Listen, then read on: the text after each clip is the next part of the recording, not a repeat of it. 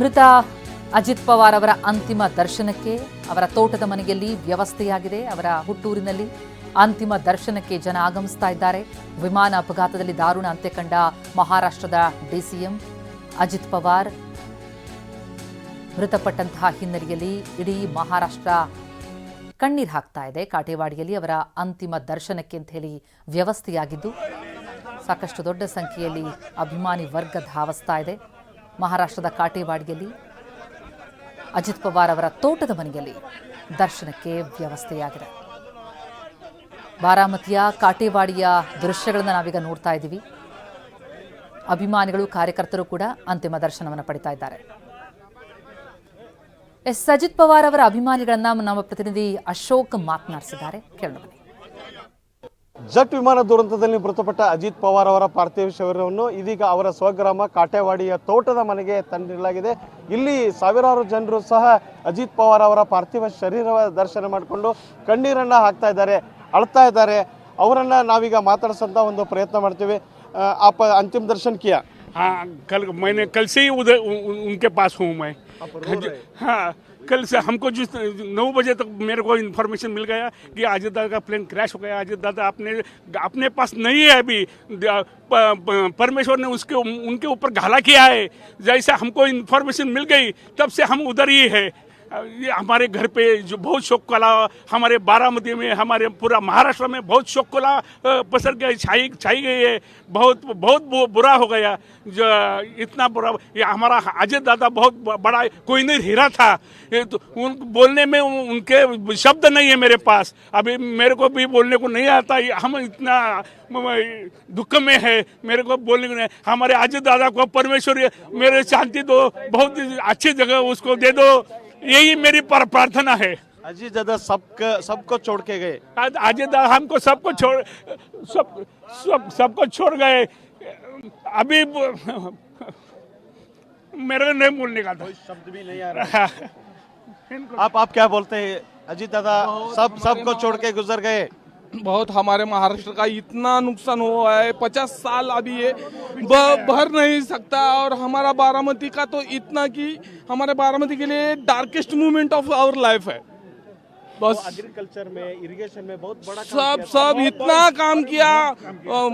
हमारा एजुकेशन में भी बहुत बड़ा काम किया है। पुणे के आफ्टर हमारा बारामती एजुकेशन हब बनाया, IT हब बनाया, खेती के लिए, पानी के लिए, सबके लिए, स्वच्छता के लिए बहुत झगड़ के इतना आदमी हमारा ऐसा आदमी फिर कभी नहीं मिलेगा। आप क्या बोलते हैं इस माहौल में? दादा के ऊपर बोलना कुछ इतना है जो हम बोल नहीं सकते, इतना बोलना है। उन्होंने गौर गरीब के लिए, तरुणों के लिए बहुत ही काम किया है। सुबह 5 बजे से काम करने को, सुबह 5 बजे से उठ के काम करने को 12 1 रात को 12 1 बजे तक वो काम कर रहा था। इतना छोटे में छोटे रहता था, बड़े में बड़े रहता था।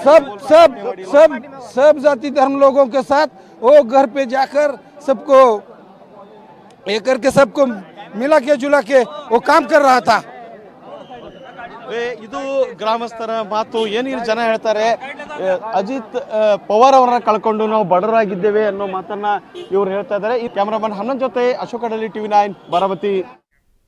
ಇನ್ನು ಅಜಿತ್ ಪವಾರ್ಗೆ ಪೊಲೀಸ್ ಗೌರವ ಸಲ್ಲಿಕೆಯಾಗಿದೆ. ಅವರ ಪಾರ್ಥಿವ ಶರೀರದ ಮೇಲೆ ರಾಷ್ಟ್ರಧ್ವಜ ಹಾಕಿದ್ದಾರೆ ಪೊಲೀಸ್ ಸಿಬ್ಬಂದಿ. ಪೊಲೀಸ್ ವಾದ್ಯದಲ್ಲಿ ರಾಷ್ಟ್ರಗೀತೆಯನ್ನು ಮೊಳಗಿಸಿ ಗೌರವವನ್ನ ಸಮರ್ಪಿಸಿದ್ದಾರೆ.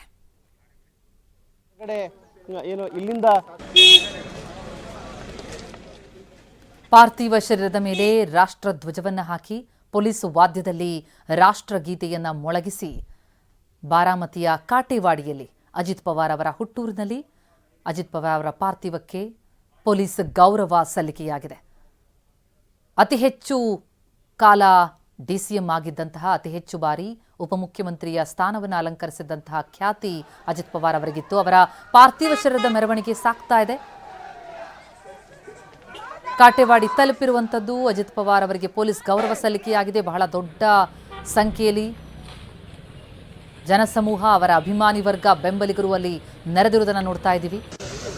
8 ಬಾರಿ ಬಾರಾಮತಿಯಿಂದ ವಿಧಾನಸಭೆಗೆ ಶಾಸಕರಾಗಿ ಅವರು ಆಯ್ಕೆಯಾಗಿ ಆ ಭಾಗದಲ್ಲಿ ದಾದಾ ಅಂತಲೇ ಬಹಳ ಖ್ಯಾತರಾದಂಥವರು. 82ರಲ್ಲಿ ಅವರೇನು ಕೋಆಪರೇಟಿವ್ ಸಕ್ಕರೆ ಕಾರ್ಖಾನೆ ಬೋರ್ಡ್ ಸದಸ್ಯರಾಗಿ ರಾಜಕೀಯ ಪ್ರವೇಶಿಸ್ತಾರೆ. ಅಲ್ಲಿಂದ ಹಿಂತಿರುಗಿ ನೋಡಿದ್ದೇ ಇಲ್ಲ. ಜೊತೆಗೆ ಬಾರಾಮತಿಯೊಂದಿಗೆ ಅವರ ಹುಟ್ಟೂರು ಕಾಟೇವಾಡಿಯಲ್ಲೇ ಇರುವಂಥದ್ದು. ಗಾಢ ನಂಟಿದೆ. ಹುಟ್ಟೂರಿನ ಚಿತ್ರಣ ನೋಡ್ತಾ ಇದ್ದೀವಿ. ಅವರ ಪಾರ್ಥಿವವನ್ನು ತರಲಾಗಿದೆ.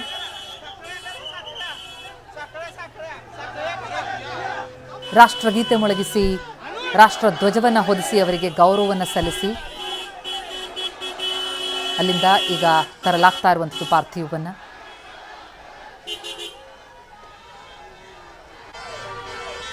ಮಹಾರಾಷ್ಟ್ರದ ಉಪಮುಖ್ಯಮಂತ್ರಿಯಾಗಿ ಕಾರ್ಯನಿರ್ವಹಿಸ್ತಾ ಇದ್ದಂತಹ ಅಜಿತ್ ಪವಾರ್ ಅವರ ಈ ಅಕಾಲಿಕ ಮರಣ, ಅಪಘಾತದಲ್ಲಿ ದುರ್ಮರಣಕ್ಕೀಡಾದದ್ದು ಬಹಳ ದೊಡ್ಡ ಆಘಾತ ತಂದಿದೆ ಆ ಭಾಗದ ಮಂದಿಗೆ. ಜೊತೆಗೆ ಮಹಾರಾಷ್ಟ್ರ ರಾಜಕೀಯ ಲೋಕದಲ್ಲೂ ಕೂಡ ಸಂಚಲನ.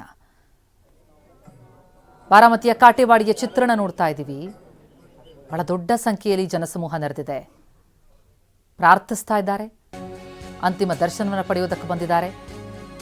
ಇನ್ನು ಬಾರಾಮತಿಯಲ್ಲಿ ಅಜಿತ್ ಪವಾರ್ ಅವರ ಅಂತ್ಯ ಸಂಸ್ಕಾರಕ್ಕೂ ಕೂಡ ಸಕಲ ಸಿದ್ಧತೆಯಾಗಿದ್ದು, ಅಲ್ಲಿನ ವಿದ್ಯಾ ಪ್ರತಿಷ್ಠಾನ ಮೈದಾನದಲ್ಲಿ ಅಂತ್ಯಕ್ರಿಯೆಗೆ ಸಕಲ ಸಿದ್ಧತೆಯಾಗಿದೆ. ಕಾಟೇವಾಡಿಯಿಂದ ಪಾರ್ಥಿವ ಆಗಮಿಸ್ತಾ ಇದೆ. ಬಾರಾಮತಿಯಲ್ಲೇ ಅವರ ಅಂತ್ಯ ಸಂಸ್ಕಾರವನ್ನು ನೆರವೇರಿಸುವುದಕ್ಕೆ ಸಕಲ ಸಿದ್ಧತೆಯಾಗಿದೆ. ಮೆರವಣಿಗೆ ಮೂಲಕ ತರಲಾಗ್ತಾ ಇರುವಂತಹ ದೃಶ್ಯ ಕೂಡ ನೋಡ್ತಾ ಇದ್ದೀವಿ. ಅವರ ಹುಟ್ಟೂರಿನಿಂದ ಈಗ ಅಂತ್ಯ ಸಂಸ್ಕಾರ ನೆರವೇರಲಿರುವಂತಹ ಜಾಗಕ್ಕೆ ತರಲಾಗ್ತಾ ಇರುವಂತಹ ದೃಶ್ಯ. ಅವರ ಅಂತಿಮ ದರ್ಶನಕ್ಕೆ ಅಂತ ಜನ ಆಗಮಿಸ್ತಾ ಇದ್ದಾರೆ. ಅವರ ಅಂತ್ಯ ಸಂಸ್ಕಾರಕ್ಕೂ ಕೂಡ ಎಲ್ಲ ಸಿದ್ಧತೆಗಳಾಗ್ತಾ ಇರೋದನ್ನು ನೋಡ್ತಾ ಇದ್ದೀವಿ. ಬಾರಾಮತಿಯ ಮೈದಾನದ ಬಳಿಗಿದ್ದ ನೇರ ದೃಶ್ಯಾವಳಿಗಳನ್ನು ಗಮನಿಸ್ತಾ ಇದ್ದೀವಿ. ಅವರ ಅಂತ್ಯ ಸಂಸ್ಕಾರಕ್ಕೆ ಎಲ್ಲ ಸಿದ್ಧತೆಯಾಗಿದೆ. ಇದು ಬಾರಾಮತಿಯ ವಿದ್ಯಾ ಪ್ರತಿಷ್ಠಾನ ಮೈದಾನದ ಚಿತ್ರಣ. ಎಲ್ಲ ಸಿದ್ಧತೆಗಳಾಗಿದೆ. ದಾರಿಯುದ್ದಕ್ಕೂ ಕೂಡ ಅವರ ಬೆಂಬಲಿಗರು, ಅಭಿಮಾನಿಗಳು ಬಹಳ ದೊಡ್ಡ ಸಂಖ್ಯೆಯಲ್ಲಿ ನೆರೆದಿದ್ದಾರೆ. ನೀರಾವರಿ ಕ್ಷೇತ್ರಕ್ಕೆ, ಕೈಗಾರಿಕೆಗೆ ಬಹಳ ದೊಡ್ಡ ಕೊಡುಗೆಯನ್ನು ಕೊಟ್ಟಿದ್ರು. ಈ ಕ್ಷೇತ್ರಕ್ಕೆ ಬಹಳಷ್ಟು ಅವರ ಸೇವೆ ಇದೆ ಅಂತ ಹೇಳಿ ಸ್ಮರಿಸ್ತಾ ಇದ್ರು ಅಲ್ಲಿನ ಮಂದಿ. ದುಃಖಿಸ್ತಾ ಇದ್ದಾರೆ ಅವರ ಬೆಂಬಲಿಗರು. ಇನ್ನು ಅಜಿತ್ ಪವಾರ್ ಅವರ ಅಂತ್ಯಕ್ರಿಯೆಯಲ್ಲಿ ಪ್ರಧಾನಿ ಭಾಗಿಯಾಗುವ ಸಾಧ್ಯತೆ ಇದೆ. ವಿದ್ಯಾ ಪ್ರತಿಷ್ಠಾನ ಮೈದಾನದ ಚಿತ್ರಣ ನೋಡ್ತಾ ಇದ್ವಿ. ಅಲ್ಲಿ ಅಂತ್ಯ ಸಂಸ್ಕಾರ ನೆರವೇರುತ್ತೆ. ಕೇಂದ್ರ ಗೃಹ ಸಚಿವ ಅಮಿತ್ ಶಾ ಭಾಗಿಯಾಗ್ತಾ ಇದ್ದಾರೆ. ಬೆಳಗ್ಗೆ 11 ಗಂಟೆಗೆ ಅಜಿತ್ ಪವಾರ್ ಅವರ ಅಂತ್ಯಕ್ರಿಯೆ ನೆರವೇರಲಿದೆ. ಇದರಲ್ಲಿ ಪ್ರಧಾನಿ ಮೋದಿ ಕೂಡ ಭಾಗಿಯಾಗುವಂತಹ ಸಾಧ್ಯತೆಗಳು ಕಂಡು ಬರ್ತಾ ಇದೆ. ಕಾಟೇವಾಡಿಯಿಂದ ಈಗ ಬಾರಾಮತಿಯ ಮೈದಾನದತ್ತ ಪಾರ್ಥಿವ ಆಗಮಿಸ್ತಾ ಇದೆ. ಬಾರಾಮತಿಯ ವಿದ್ಯಾ ಪ್ರತಿಷ್ಠಾನ ಮೈದಾನದಲ್ಲಾಗ್ತಾ ಇರುವಂತಹ ಸಕಲ ಸಿದ್ಧತೆಗಳನ್ನು ನೋಡ್ತಾ ಇದ್ದೀವಿ. ಕೇಂದ್ರ ಗೃಹ ಸಚಿವ ಅಮಿತ್ ಶಾ ಬರ್ತಿದ್ದಾರೆ.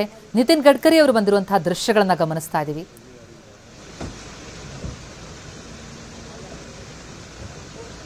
ವಿಮಾನ ದುರಂತ ಅವರನ್ನ ಬಲಿ ಪಡೆದು ಬಿಡ್ತು.